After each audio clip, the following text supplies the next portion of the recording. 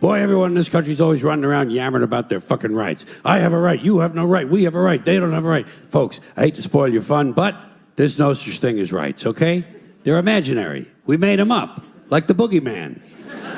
The Three Little Pigs, Pinocchio, Mother Goose, shit like that. Rights are an idea. They're just imaginary. They're a cute idea. Cute. But that's all. Cute and fictional.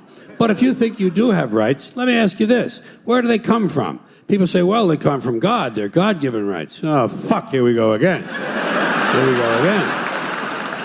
The God excuse. The last refuge of a man with no answers and no argument.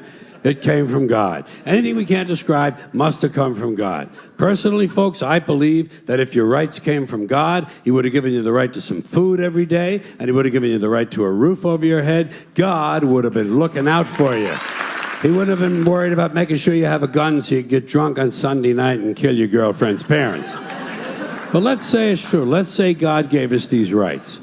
Why would he give us a certain number of rights? The Bill of Rights in this country has 10 stipulations, okay? 10 rights. And apparently God was doing sloppy work that week because we've had to amend the Bill of Rights an additional 17 times. So God forgot a couple of things, like slavery.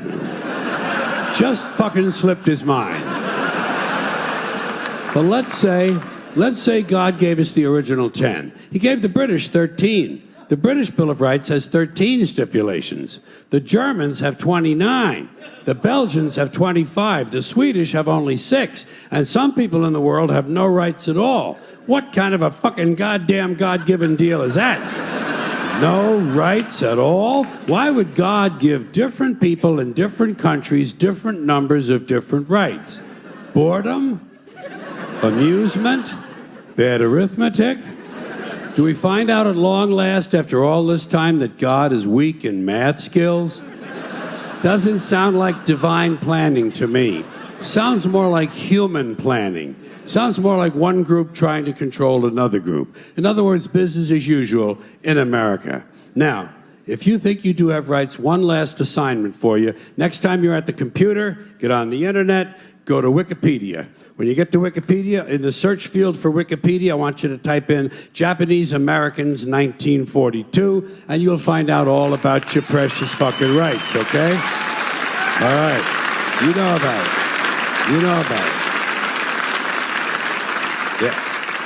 In 1942, there were 110,000 Japanese American citizens in good standing, law-abiding people who were thrown into internment camps simply because their parents were born in the wrong country. That's all they did wrong. They had no right to a lawyer, no right to a fair trial, no right to a jury of their peers, no right to due process of any kind. The only right they had, right this way, into the internment camps. Just when these American citizens needed their rights the most, their government took them away. And rights aren't rights if someone can take them away. They're privileges. That's all we've ever had in this country is a bill of temporary privileges. And if you read the news even badly, you know that every year the list gets shorter and shorter and shorter. Sooner or later, the people in this country are going to realize the government does not give a fuck about them. Government doesn't care about you or your children or your rights or your welfare or your safety. It simply doesn't give a fuck about you. It's interested in its own power. That's the only thing, keeping it and expanding it wherever possible. Personally, when it comes to rights, I think one of two things is true. I think either we have unlimited rights or we have no rights at all.